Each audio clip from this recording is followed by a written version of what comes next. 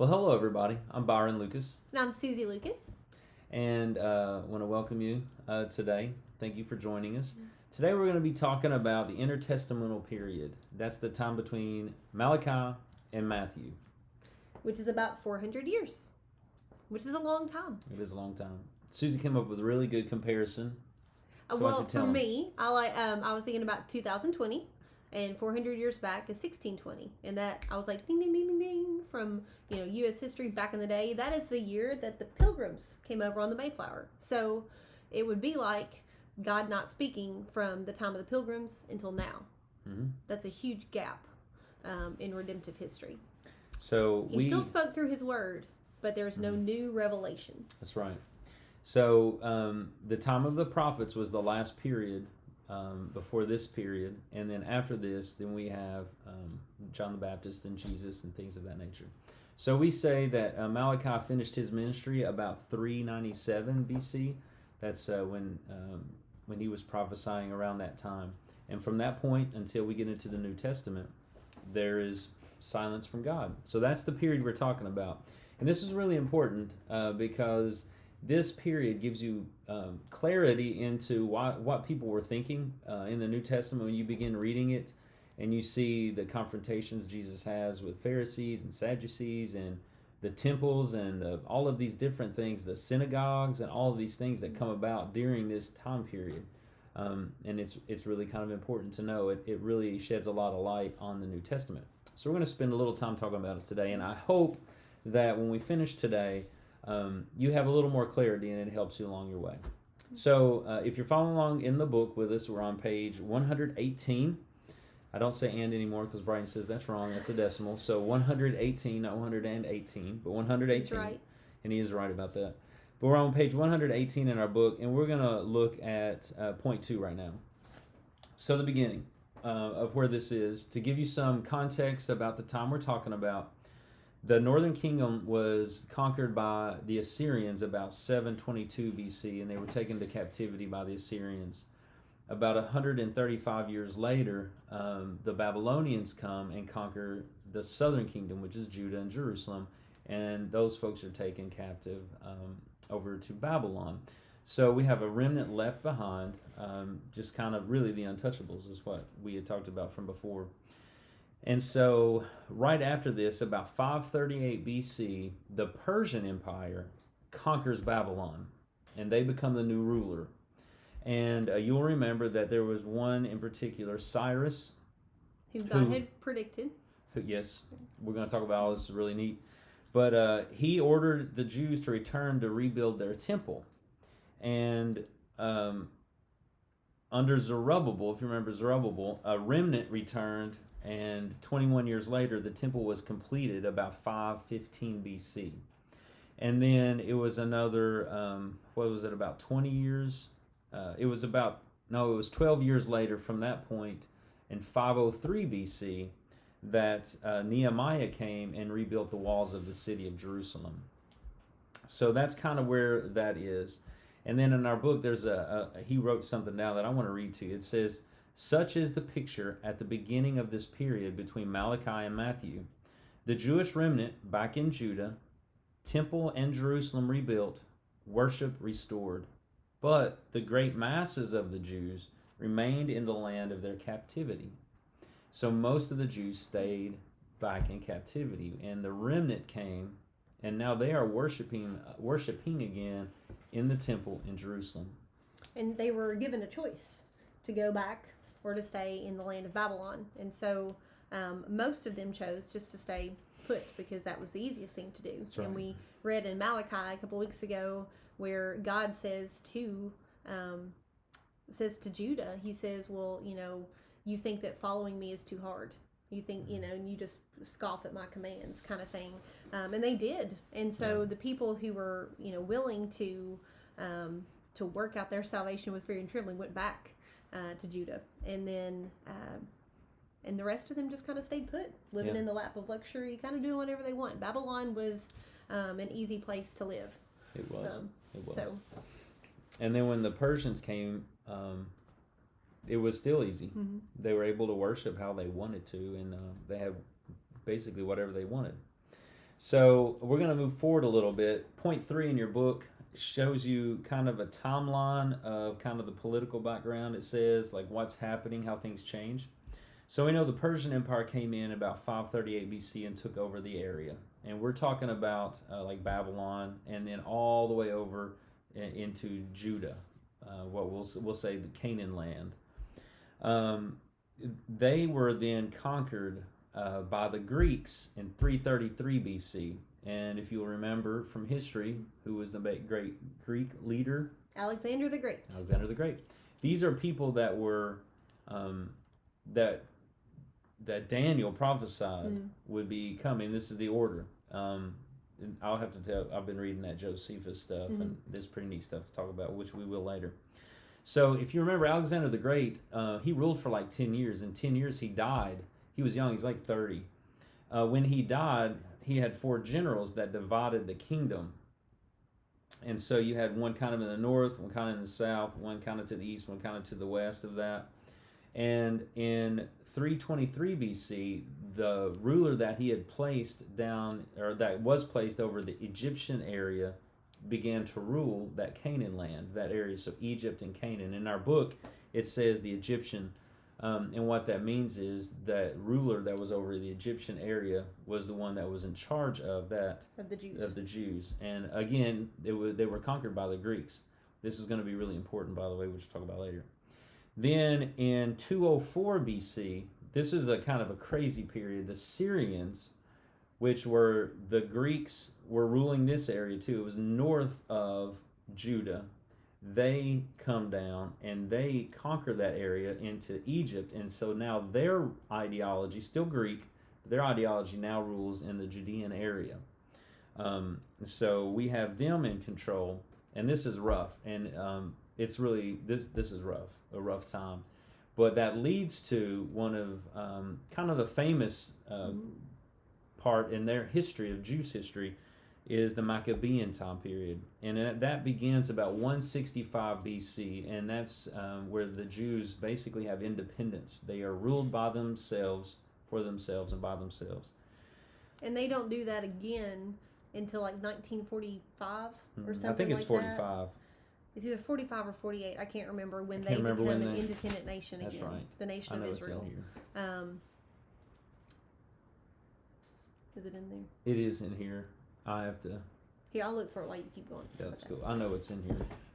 But anyway, after that, after the Maccabean time period, there's some struggle in their independence. They have some major struggle, which we're going to talk about. And then the next major conquering group that come in, it's the Romans. The Romans come in, conquer that whole area, and they basically take over Jerusalem and Judea with no fight. It was just quick, fast, and easy at this point. And so from about 63 BC is when that happens, all the way through the time of Christ, the Romans are in rule. And we know that because, we read Matthew, we know about the Romans. What was the year? 1948. 48. It's 48. Good job. So what we're going to do, that's kind of the overview of how we're going to walk through this. So what we're going to do is take that and we're going to work through each little section of that.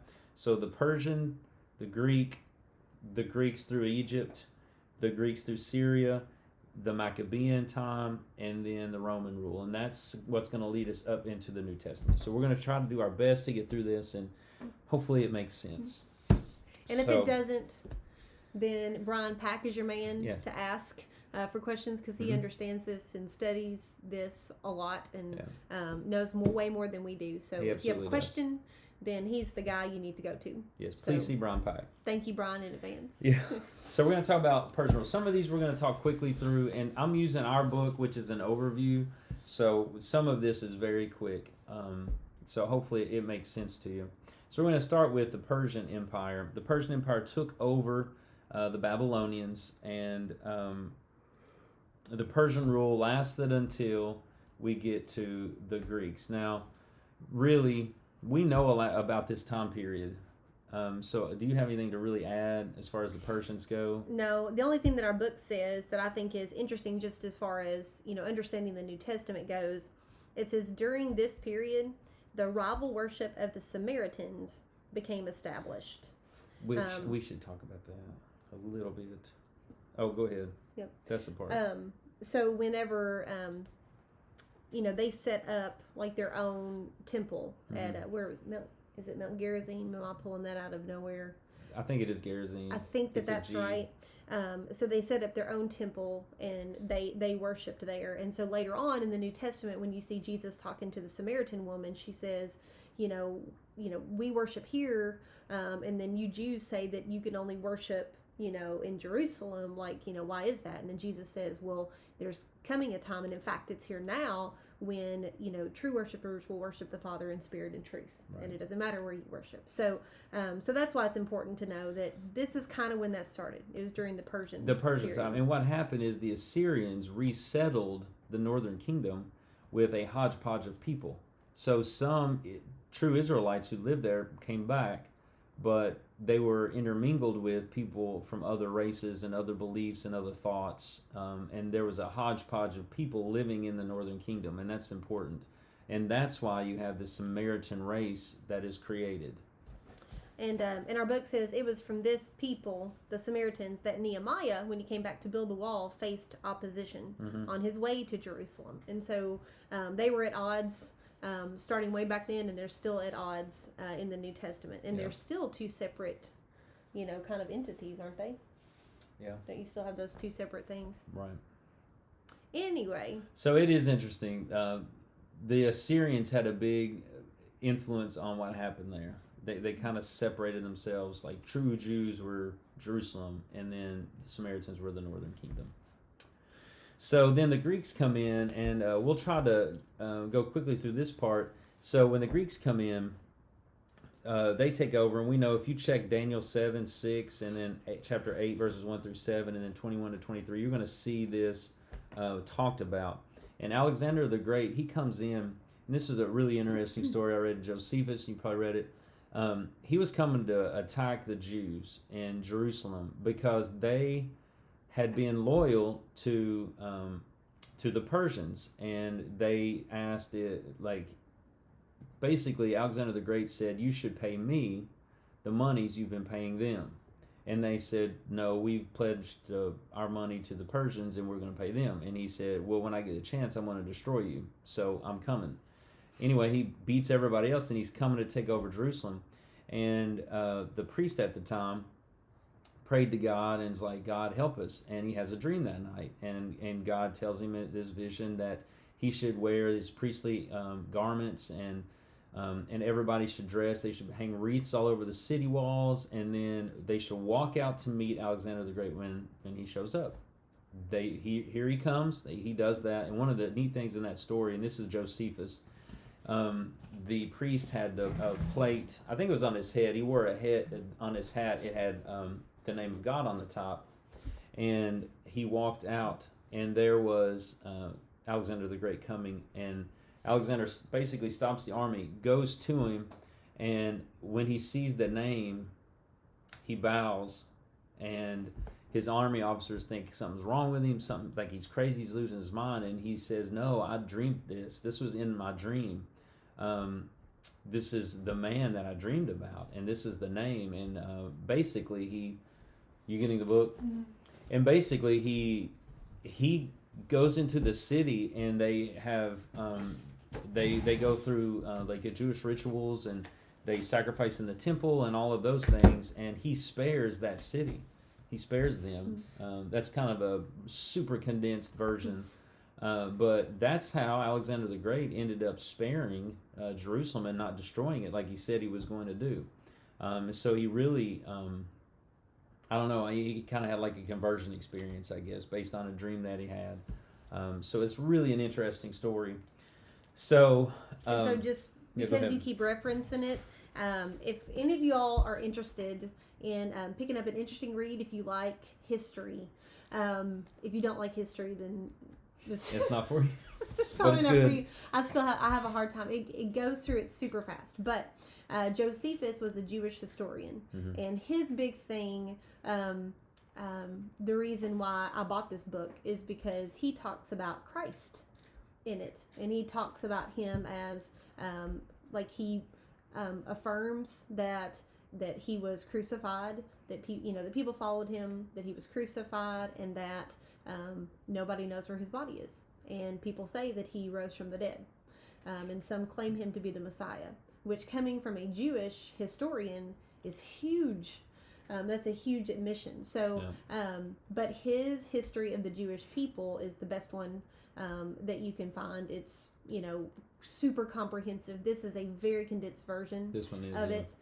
This is the essential works. So he has like so many different books. It's called the Antiquities, and what's the other one? It's on the inside. The Antiquities and the Jewish War.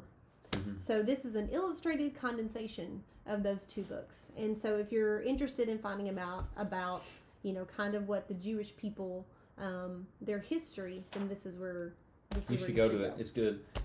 Actually, our book that we're studying, he says for more material on this period, he says read books 11, 12, and 13 of Josephus, and then 1st and 2nd Maccabees, which you can find. Thank you. 1st and 2nd Maccabees, which you can find in the Apocrypha. So, which you can buy online, or you can use you can find a Catholic translation. So again, you can find the Apocrypha. It's a really good read. So that was Josephus, and I didn't mean to sidetrack so much, but I feel like that's a great story to tell. Mm-hmm. So then Alexander the Great dies, and everything is broken down. His generals take over, and things deteriorate really mm-hmm. as soon as he dies. I mean, like they always do. Go ahead. And one of the big things that Alexander the Great did, which was really smart politically, but really awesome because God was able to use it for his glory, is that he tried to make every single place that he conquered. He wasn't like Babylon and Persia, where they were just like, just do your thing, do your thing, and just pay us taxes, basically. Instead, Alexander wanted to make sure that everybody knew the language of Greece and Greek culture, and he wanted everybody assimilated into the same kind of thing. So because of that, basically the whole civilized world mm-hmm. had a common language, which was Greek. And so very quickly the Old Testament was translated into Greek. It's called the Septuagint, and 70 people wrote it in 70 days or something crazy? 70 days, yeah. But they translated the whole Old Testament. So everybody over the whole entire world, is it right there? I'm sorry. That's what we'll be talking about next. I jumped the gun, but it's just cool because God used that. Mm-hmm. Okay. Write it down in your book. I wrote it down in mine, and you need to write it in the top. Beside, if you have it on page 119, it says the Greek rule. Put beside it unified language Greek, because, like she said, that's one of the most important things. Because if it wasn't for that, well, we'll talk about it just when we can talk about it now. I mean, it's a perfect lead into what we're going to talk about. In our books, number 6 says the Egyptian rule. And what you need to understand is when Alexander the Great died, though his generals took over the kingdom, one of those generals was placed in Egypt, and then he ruled Jerusalem, Judea, that area. And so in our book, they call it the Egyptian rule, but understand it's not a Pharaoh ruling because they had already been beaten. And so this is the longest of the 6 periods in Intertestamental Period. This is the longest one. So we have you can talk about the Ptolemies if you want to talk about that real quick. You like the Ptolemy rule? Yeah, well, the Ptolemies, they were the ones that were in charge of Egypt during mm-hmm. that time. So you have the Ptolemy dynasty.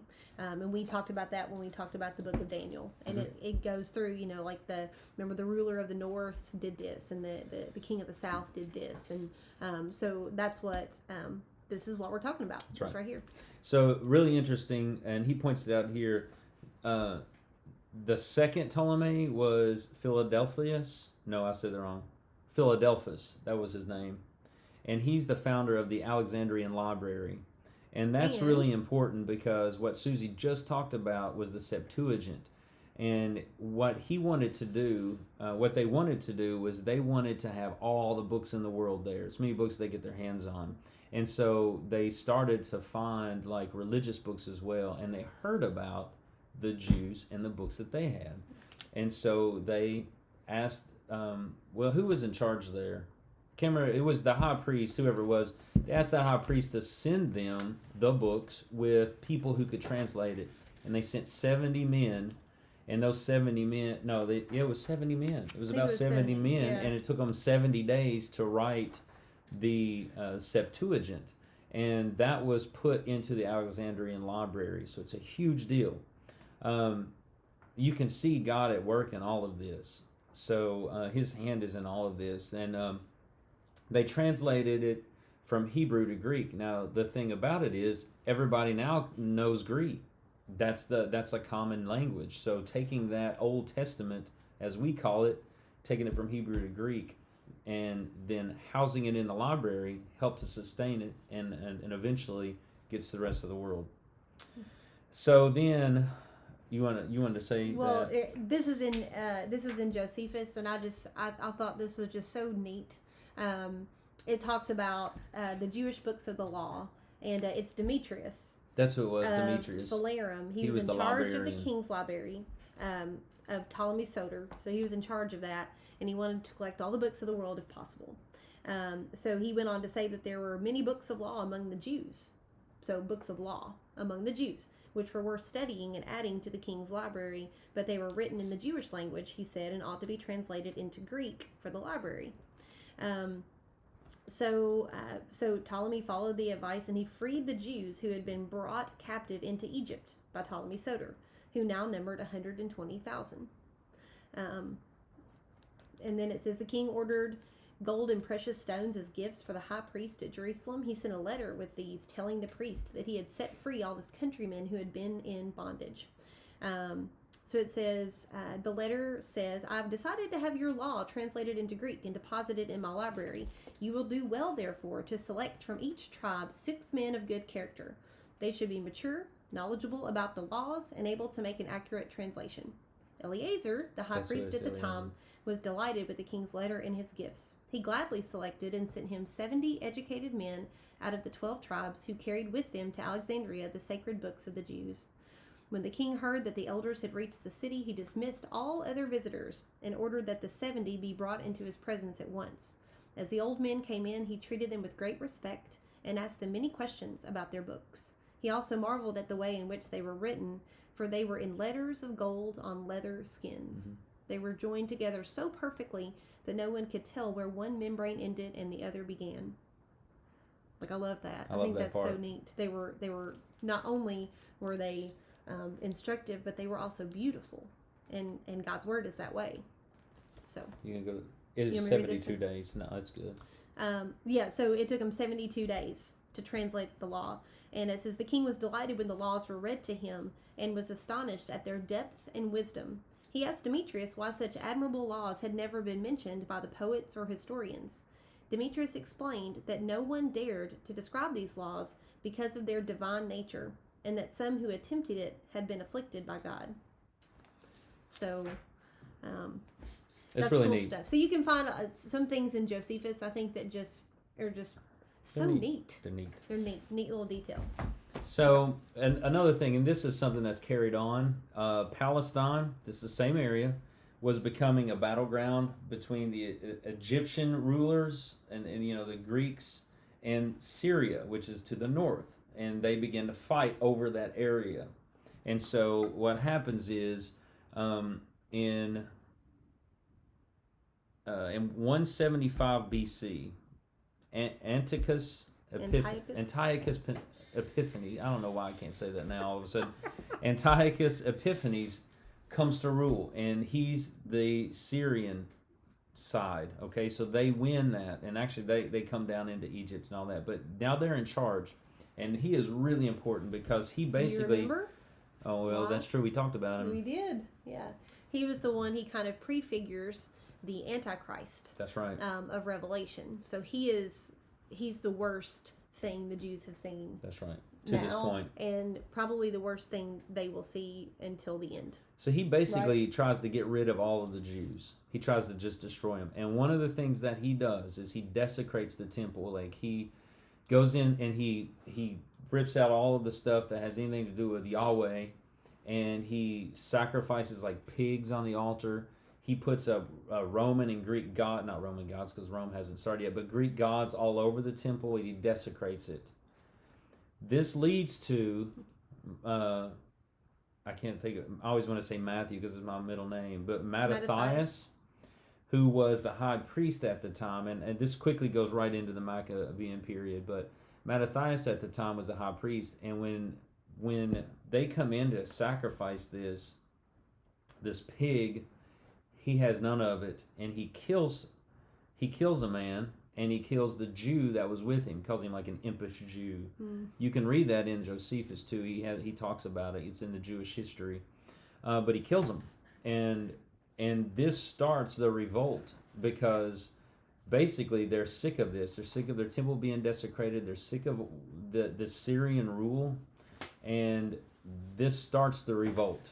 So his son was Judas Maccabeus, and that's a very famous name.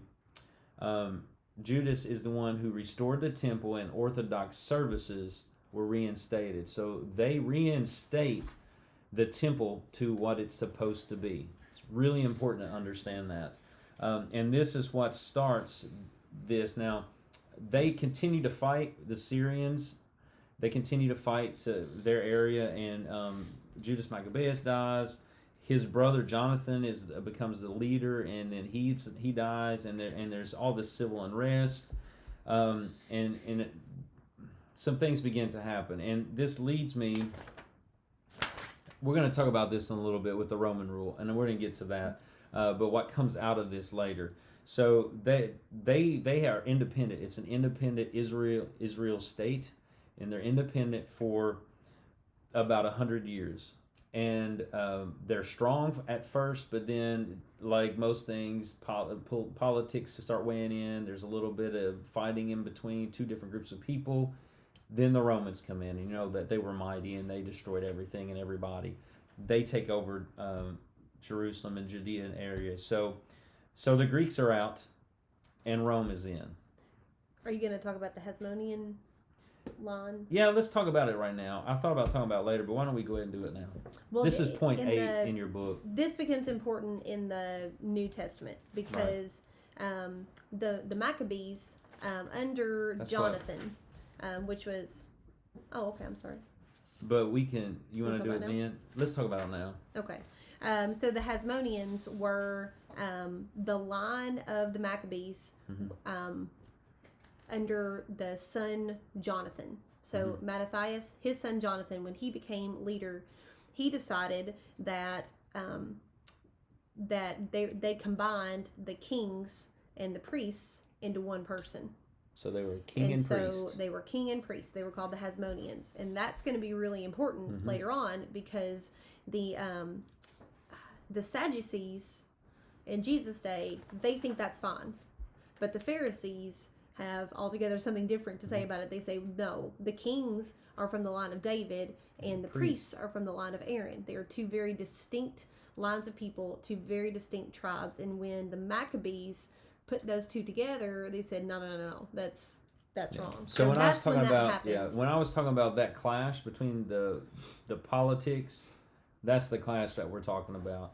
If you're in your book, if you turn to page 120 at point 11, that's where you're going to see this played out a little bit, which we're going to get to again. But thank you for going and talking about it now. So you understand that upheaval that's starting to happen.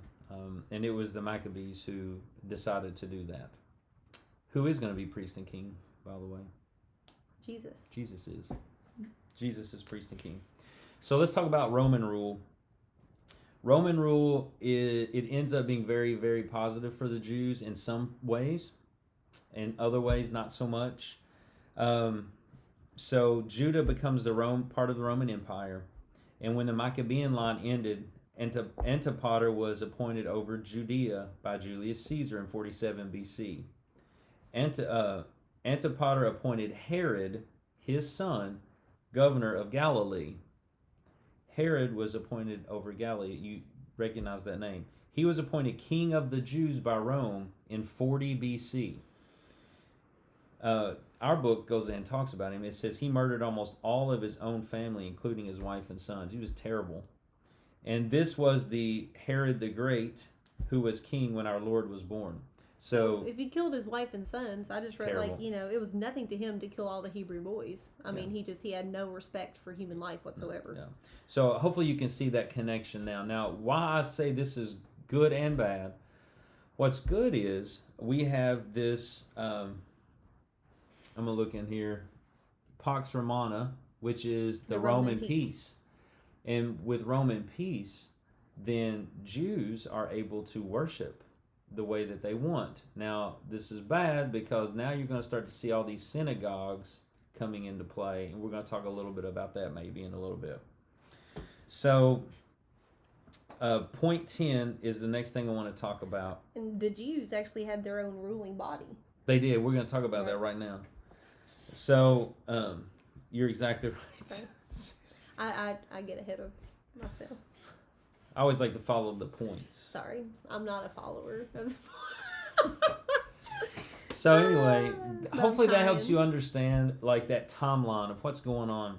So yeah, I do want you to talk about this. So what's going on with these changes? There are a lot of things that happen, and so the religious background here changes a bit. And what happens is, because of where these people were in exile in Babylon and in Assyria, they set up synagogues, and they brought that same idea back to Judea.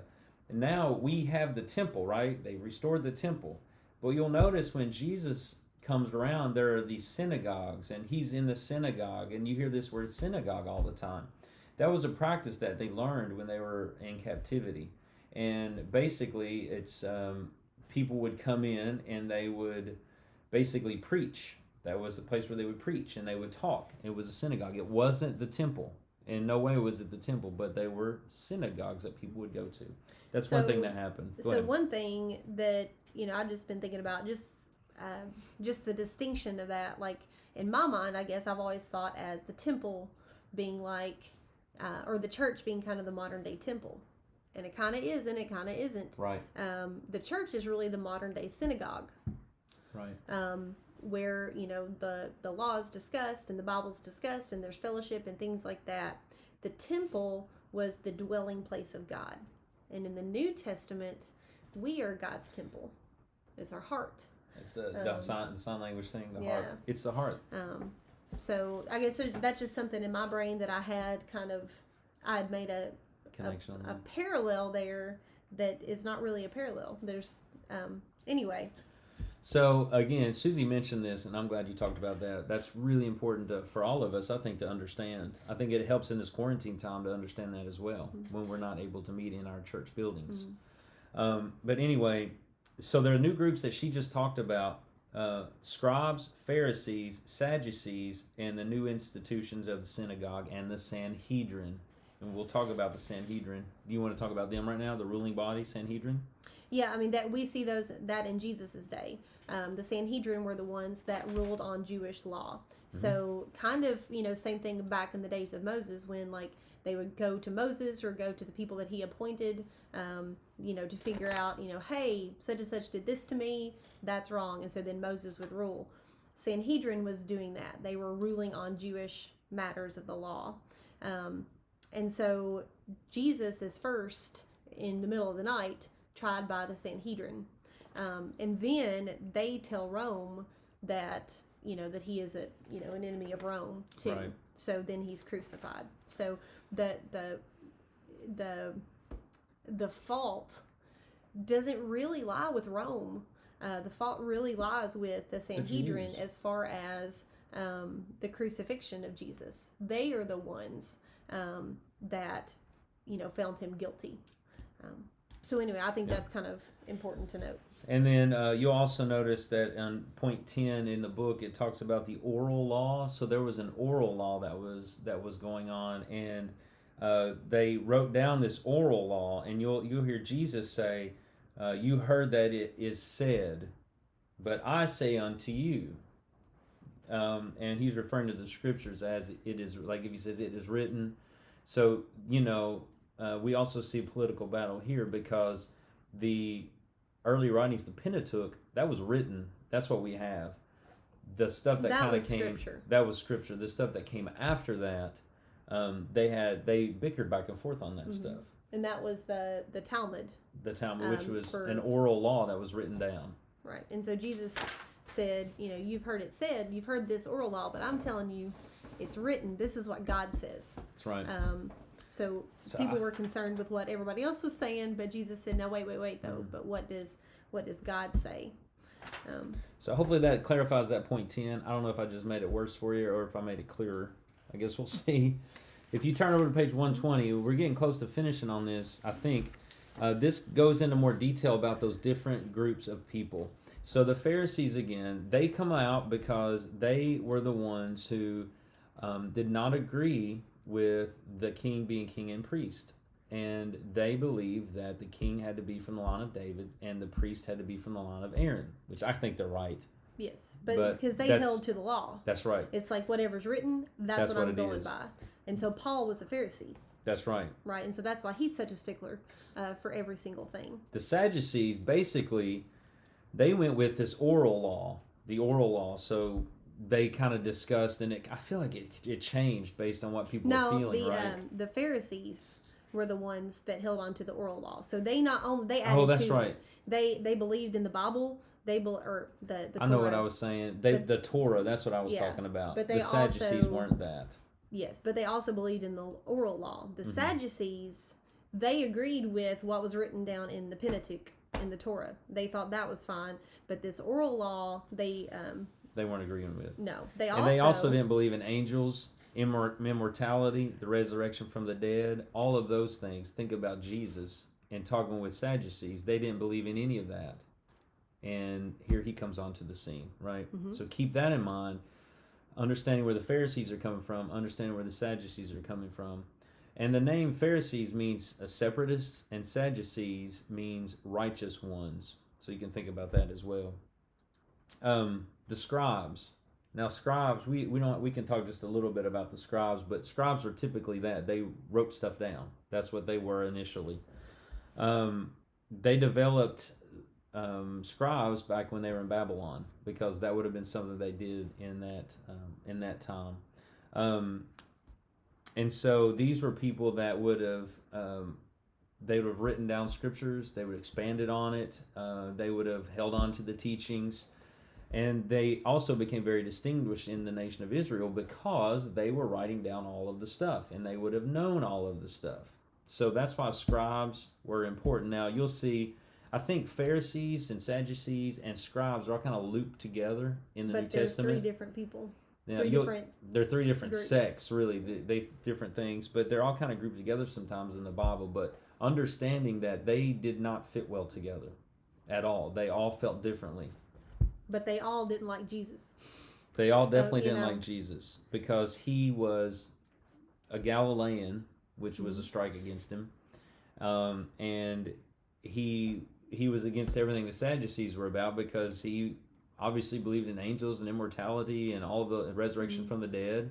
So, I mean, he's putting them on their head all the time. And the Pharisees didn't like him because he did things on the Sabbath. That's right. I mean, he broke the law. He broke the law. He broke the oral law. So, the synagogue, this is important. This is point 13 in our book. And the Sadducees also were the ones that they were afraid that Jesus was going to, shake the apple cart. True. Because they thought that he was just like a rebel rouser. A rebel rouser. And I think our book calls him that. Because the Sadducees they just wanted everything to go well with Rome. They wanted Rome not to come in. That's right. Yeah. That's right. Pharisees, on the other hand, didn't really care about Rome because they cared more about the law. And Jesus didn't care about that. He didn't care about that. He's causing trouble, in a good way.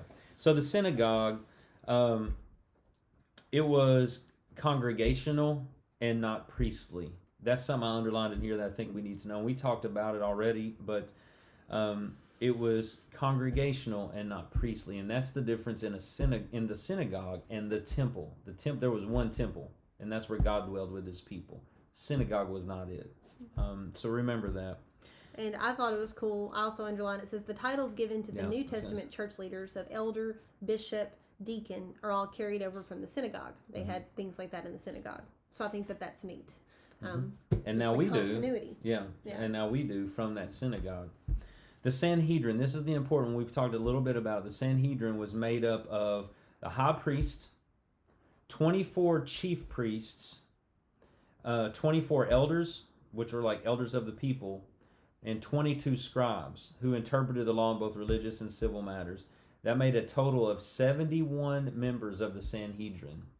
So when Jesus goes before the Sanhedrin, there's 71 of them.